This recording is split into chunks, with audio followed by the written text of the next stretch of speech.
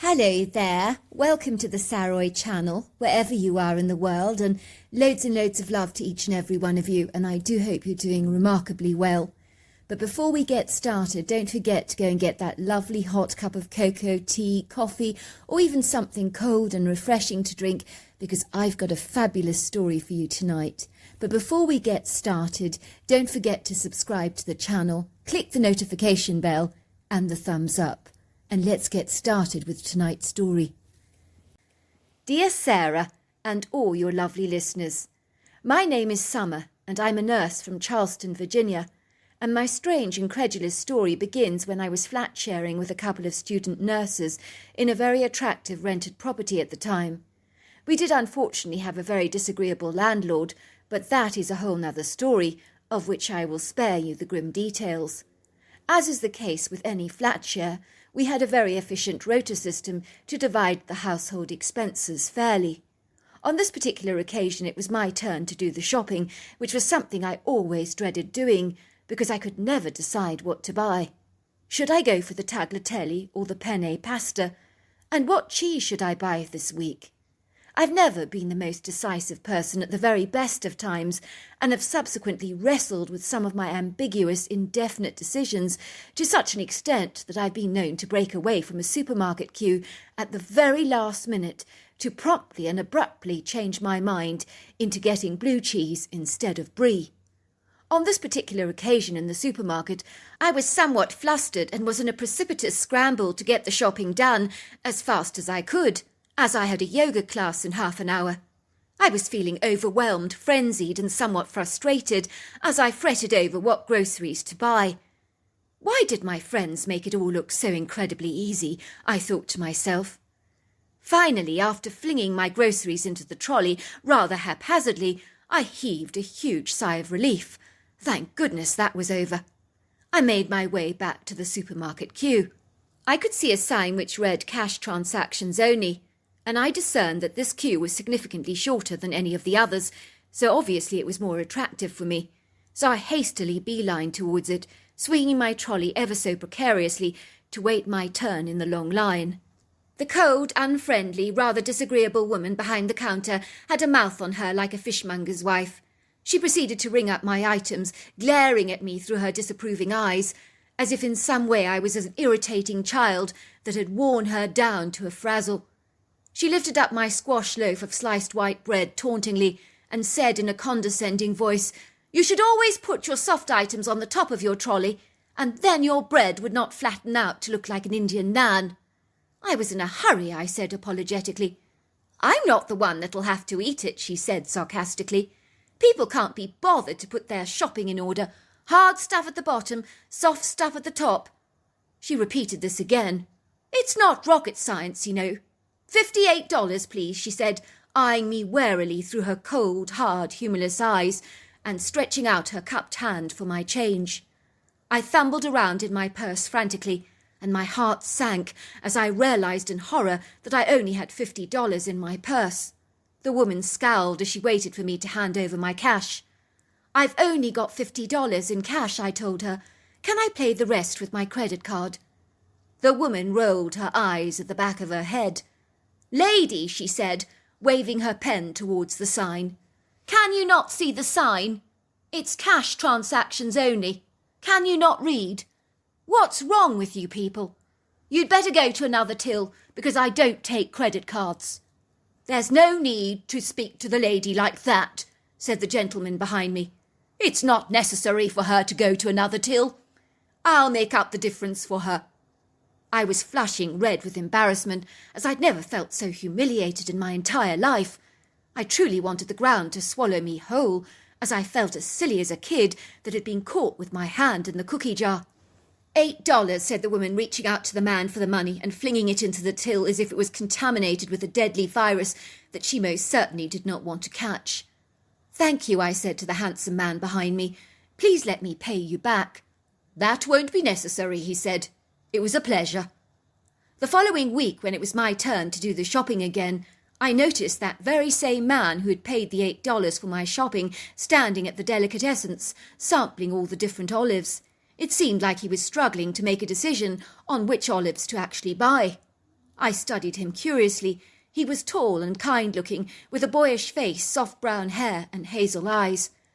"Those are the best ones, over there," I told him, walking towards him with my trolley and pointing to the big fat black olives. "They're from Greece, and they're very delicious." "Oh, thanks," he said, looking at me with a big smile on his face that reached his eyes. "I was battling to make up my mind," he said, popping the olive into his mouth, and his eyes lit up. "You're right," he said. "They're absolutely delicious. It's always a struggle knowing what to choose, isn't it?" "Join the club," I said, smiling at him warmly. "It's such a conundrum, deciding what to buy given the vast range of choices these days." "You're right," he said. "We are spoilt for choice here. It would almost be easier if we didn't have to make a decision at all." "My thinking exactly," I said. "I'll have 300 grams of the Greek olives," he said to the lady behind the counter, giving me a big wink. I fumbled in my bag to retrieve my purse for the $8 I owed the man, and handed it to him. "What's this for?" he asked, looking at me in surprise. "Remember you paid the difference for my shopping last week," I said. "I owe you $8. "I tell you what," he said to me. "Why don't you put that money away, and you can pay me back by joining me for a cup of coffee?" All that happened over 9 months ago, and the man who'd paid the $8 difference on my shopping was now my fiancé. Our relationship had been like a whirlwind romance, and I'd been swept off my feet by this handsome stranger. We were now in his car, driving towards his parents' home, where I was going to meet my in-laws for the very first time, and I was feeling more than a little discomposed. I know how mothers can be particularly possessive over their sons, and I was concerned about making a good impression on both of his parents. "Supposing they don't like me," I said to Chris, looking at him ever so nervously. "Not like you?" laughed Chris, reaching out to squeeze my hand. "How could they not like you? One look at those soulful blue eyes of yours and your cute, quirky mannerisms. They're going to be smitten about you, as much as I was when I first laid eyes on you in that supermarket queue, being devoured for breakfast by that viciously savage shark of a woman." "Whereabouts do your parents live exactly?" I asked, glancing outside the window and enjoying the rich resplendent views of the West Virginian countryside. They're consistent of verdant green valleys, flowering meadows, fields of corn, and so many more pleasing scenic vistas to feast my eyes upon. "They live in the countryside, on our large farm," he said. "It was where I grew up as a young boy. It's very nostalgic for me. I think I should warn you, my mother Christine is a very nervous woman. She wasn't like that before, but she had such a terrifying experience that led her to suffer from post-traumatic stress disorder. She's never been the same again." "How terrible," I said. "What happened to her?" "I think when the time is right, she'll tell you about it. It's not my place to do so." The rendezvous with my fiancé's parents went better than I could have ever anticipated, as both my fiancé's parents warmed to me immediately, as indeed I did to them. They were such a loving, charming couple, but I sensed immediately that Christine was very troubled as a person. I longed to help her in some way, which may have something to do with why I became a nurse in the first place, as I genuinely love caring for people and helping them to overcome physical and emotional traumas. "You must excuse me," she told me.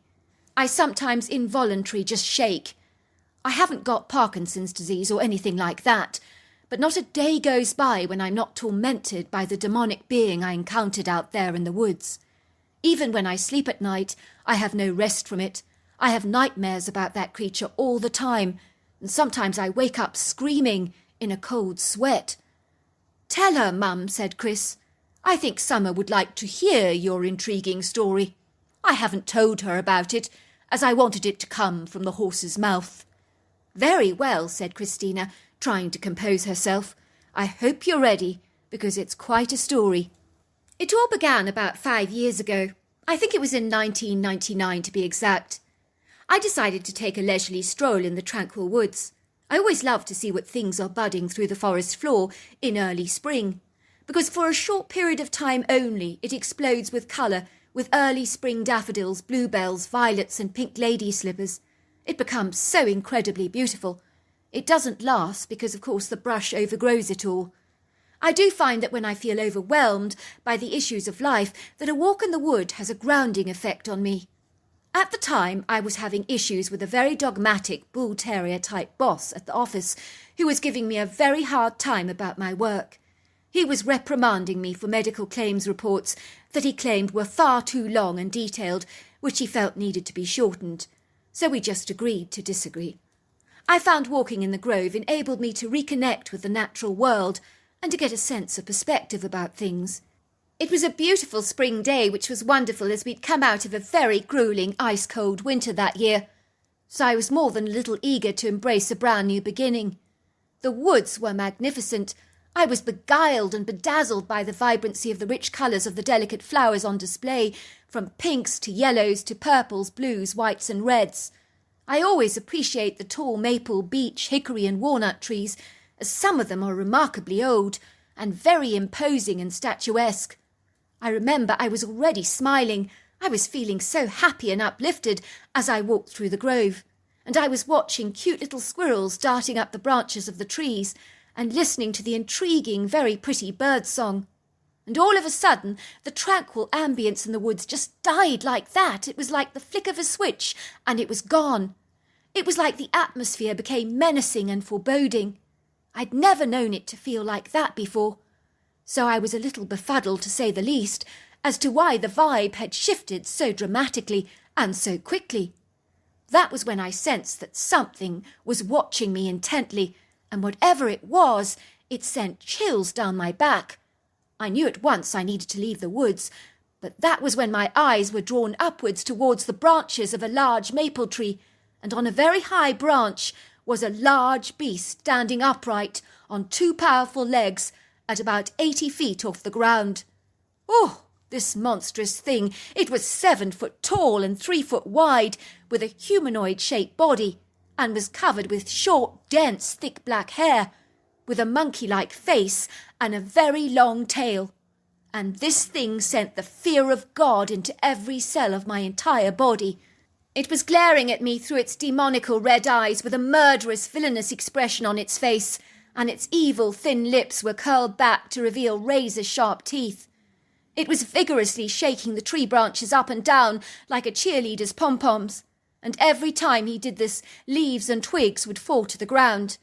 I remember that I wanted to look away from this hideous, ghastly-looking thing, but I couldn't.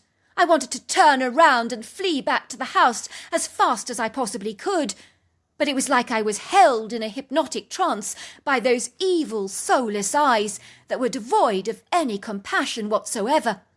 When I did somehow manage to break free from the creature's hypnotic hold, I began to hightail it back to the house as fast as I could.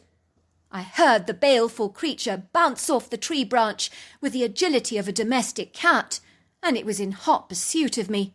I've never run so frantically in all my life before, but this thing was so close behind me, and I could hear its ominous, heavy breathing. It rather reminded me of a panting dog that was out of breath. I managed to make it back to the house, and I slammed the door behind me as fast as I could, and I ran around the house, bolting every single door and window.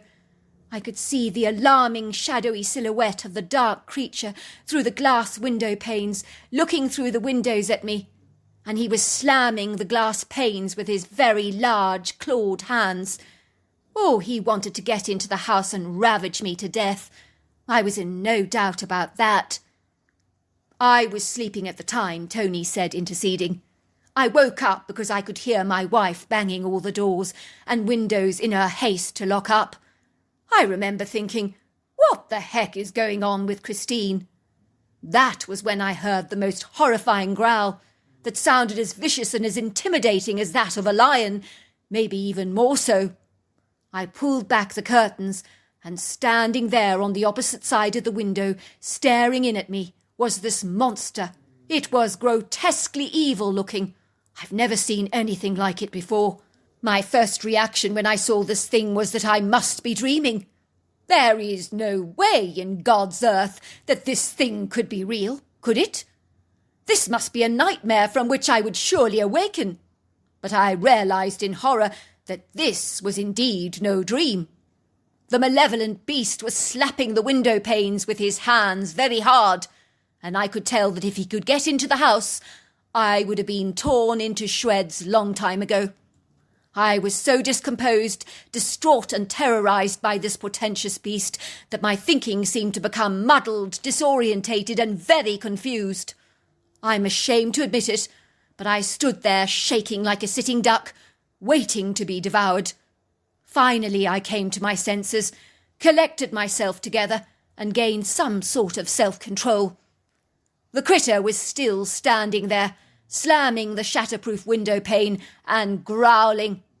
In double time I got down on my hands and knees and surreptitiously crawled to the cabinet to remove my rifle.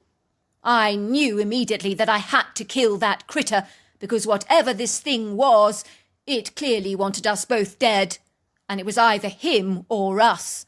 I beheld my very distressed, terrified wife just sitting on the ground of the living room, clutching her knees to her chest and rocking herself backwards and forwards, staring vacantly into space as though she was locked in a hypnotic trance. I'd never seen Christine look like that before. I think the fear had overwhelmed her so much. I do remember I wasn't confident myself about taking down this critter, but I somehow had to find the courage to get out of the house and tackle the monster.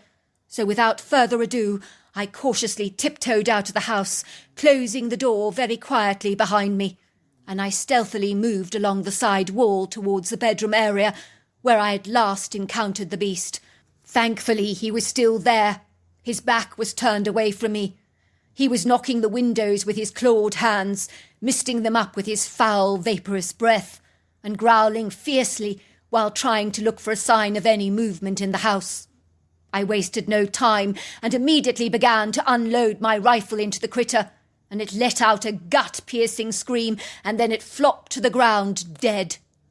I've never felt so relieved in all my life, but I was sweating profusely like a pig, and my heart was thumping violently in my chest, so much so that I thought it would explode, and I was breathing so rapidly that I had to calm myself down.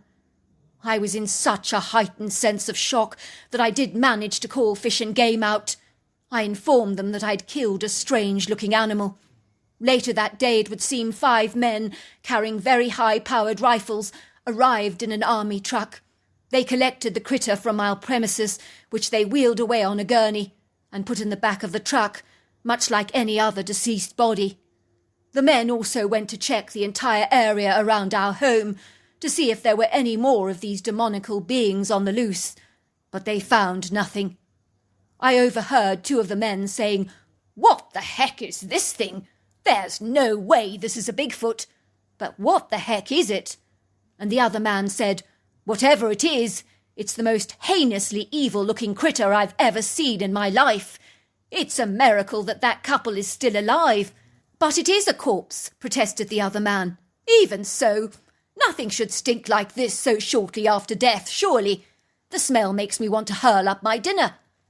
We were reassured by the army soldiers that they had checked the entire premises and the whole farm, and they couldn't see any more sign of any similar-looking critters. "What do you think it was?" I asked. "Do you think it was a Bigfoot?" "That's what we wondered," said Tony. "But I'm not sure Bigfoots have tails or claws on their hands, nor do they have razor-sharp teeth that are almost canine in shape. It would seem even the army was baffled as to what this hideous, grotesque beast could be. Once you've seen a critter like this, it alters your perception of reality. The smell it left behind was awful. It took weeks to get rid of that stench. As you can imagine, Christine and I did consider selling our farm after the experience, but this farm has been in our family line for over 200 years. We hardly want to throw the legacy away because of one encounter with a demonical beast that we were unlikely to ever encounter again. I mean, the odds would be extraordinary." "Of course," I said. "I can quite understand. Have you had trauma counselling, Christine? From what happened to you, I mean, because I think it could help you. I could come with you if you like to the counselling sessions, if you don't want to go on your own, that is." "Would you, dear?" said Christine, grabbing my hand thankfully. I could hear the huge relief in her voice. I know I should have gone to counselling a long time ago, but I was too afraid to go on my own. I would be glad of the company. "Of course I'll come with you," I told her. "I'd love to be of help." And so it was every Wednesday and Thursday Christine and I went to her trauma counselling sessions together, and eventually we would make a girls' night out of it and go for a Thai massage, followed by a delicious meal, while my fiancé Chris spent some special time with his father playing bridge and going for a spot of night fishing, so the plan worked exceedingly well for the four of us, and I could see remarkable significant changes in Christine's countenance as she became so much more relaxed, refreshed and happier. One night as I was returning to the farm with Christine in the car, my headlights illuminated what I can only describe as a black bear standing on the edge of the road. It looked as if it was foraging or rooting around in the ground for something. "He's quite a big black bear, isn't he?" said Christine as we drove slowly past the creature. All of a sudden the creature turned around and stood up on two powerful legs, and I was so shocked that I immediately just braked the car. I realised to my amazement that this critter was a Bigfoot. It was easily 8 foot tall, 3 feet wide across the chest area, and about 700 pounds. I'm not sure if he was completely black, but it was very dark in colour and covered in long flowing hair that did not look dishevelled or matted up in any way. When you encounter a Bigfoot for the very first time, I think the sheer size of the critter is something that knocks you for six. This creature was Herculean in size, with a barrel chest and overlong arms. It possessed a conical-shaped head with a pointed tip and a grey leathery face that was almost human. The critter stared at us both in the car and seemed more bewildered to see us than we were to see him. I discerned that his eyes were kind yet curious, and instinctively perceived that he meant us no harm. On the contrary, he would rather have not been seen or observed by us at all, and had clearly been caught off guard. I watched in wondrous awe as the Bigfoot glanced at us very briefly and then glided away, gracefully moving its arms backwards and forwards and taking 3-foot strides. It never looked back at us, not even once, and seemed eager to get out of our sight as quickly as it possibly could. I turned around to look at Christine and was baffled and astounded to see she wasn't shaking at all, but there was a smile on her face. "Wasn't he beautiful?" she said. "I've always wanted to see a Bigfoot before. He was magnificent, majestic and lofty." "You weren't scared?" I asked, looking at her with an aghast expression upon my face. "Heavens, no! Why would I be scared of that Bigfoot? I admit he was large and very intimidating, but did you see his kindly eyes? He was a beautiful soul. Anyone could see that." "Was he different to the critter that your husband killed?" I asked. "Oh, heavens, yes," said Christine. "You can't compare them. It's like comparing the devil with an angel. The critter my husband killed was like the devil incarnate. All these years later, I'm so glad to inform you that I'm happily married to Chris with 2 young children of our own. Christine's experience with the trauma counselling really helped her significantly, and these days she's a whole new woman who embraces life with a renewed vigour, and for years she's been enjoying walks in the woodgrove, and to date she hasn't encountered any nefarious-looking creatures. Looking back, I often wonder what the beast was that actually chased Christina from the woods that day and almost destroyed her life. Maybe we'll never know the answer to that question. So there you are. That's my story. What a fabulous story. And if you enjoyed that story, don't forget to subscribe to the channel, because there's so many more coming and it really helps in growing our channel when you subscribe. So until next time, goodbye and good night.